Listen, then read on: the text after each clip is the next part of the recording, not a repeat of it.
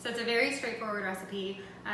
All you need for this is a pound of meat. I'm using chicken. You could use turkey or beef.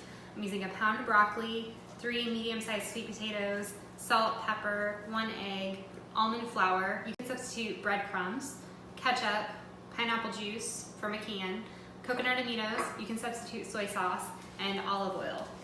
The only other things that I need are some sheet pans and some parchment paper.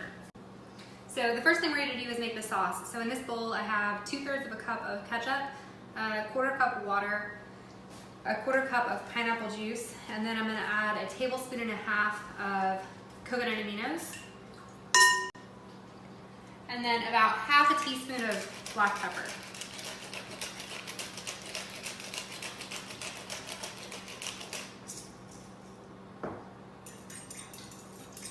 Mix that up.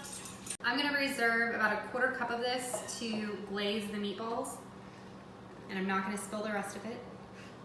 And then the rest of it is going to go into a small saucepan, and I'm just going to cook this over low heat on the stove while my meatballs are cooking. It's going to thicken up into a really nice glaze that we'll serve on top after everything's cooked. So I have 1 pound of ground chicken here. One thing I like to do is pat it dry with paper towels before I add it to the recipe. That helps to soak up some of the extra moisture that's usually there. To this, we're going to add 1 egg. I like to crack my egg into a smaller bowl first. It's easier to fish shells out of a small bowl than it is to fish it out of the final recipe. So we'll add 1 egg.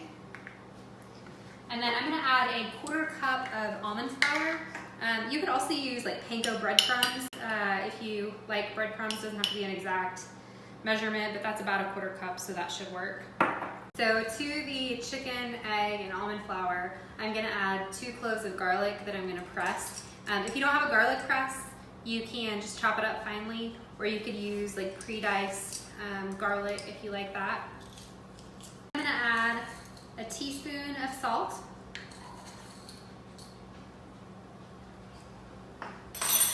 and about 1/2 teaspoon of black pepper. So I just washed my hands. Now I'm going to mix up the sliders and put them on this prepared cookie sheet that has a piece of parchment paper on there. I like to crinkle up my parchment paper before I put it down. I find that it helps my ingredients to stay where they're supposed to be and not roll around, especially if you're making things like meatballs, where they like to kind of go flying.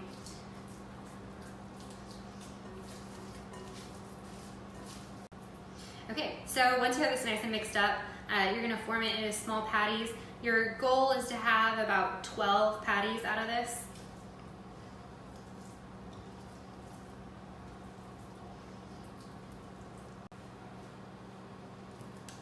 Okay, so now I'm finishing those up. I have an oven that's preheated to 450 degrees. I'm going to go ahead and pop these burgers in for about 15 to 18 minutes until they look like they're almost cooked through.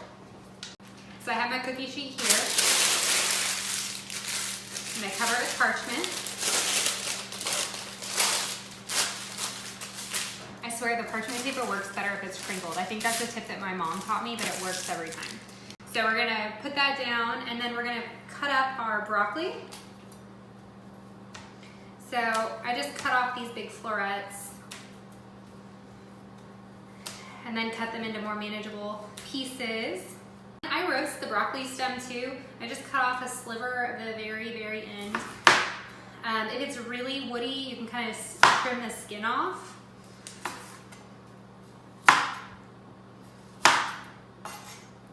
And then I just dice this up into chunks and I add it in with the rest of it. It roasts up and it's really, really good.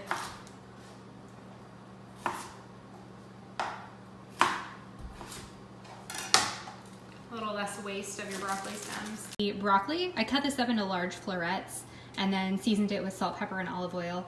Then I have these sweet potato buns here. I cut these into about 1/4 inch rounds and then drizzled that with salt, pepper, and olive oil. Now this will go into the oven with the sliders.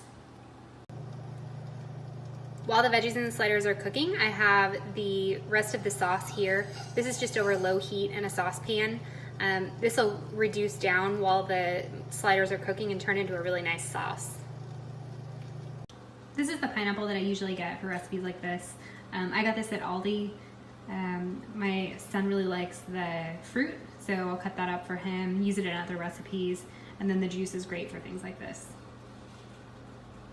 We love this ketchup in our house. It's from Primal Kitchen. It's Whole30 approved, paleo friendly, completely unsweetened.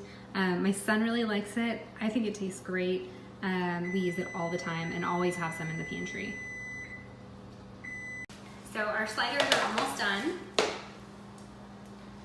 That was 15 minutes in the oven at 450 degrees. I'm gonna brush it with more of the glaze that we had from earlier.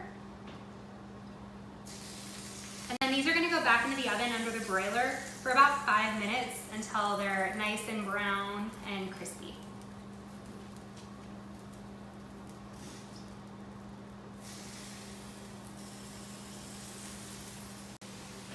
So our veggies have been in the oven for about 10 minutes. I'm just gonna give the broccoli a quick little stir and check on my potatoes. Flip these guys over so they can finish cooking while the chicken broils. Now I put the chicken on the top shelf so it broils and the veggies are still getting heat from the oven without being exposed to the direct flames of the broiler.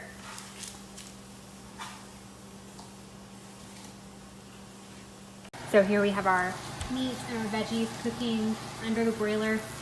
Make sure that you keep an eye on these burgers while they're cooking this last 5 minutes because they can burn if you're not careful. So everything's done cooking now. Our sauce has thickened up nicely. Our burgers are nice and done and brown and delicious. Our veggies are nice and cooked, and now all we have to do is assemble our burgers and eat dinner.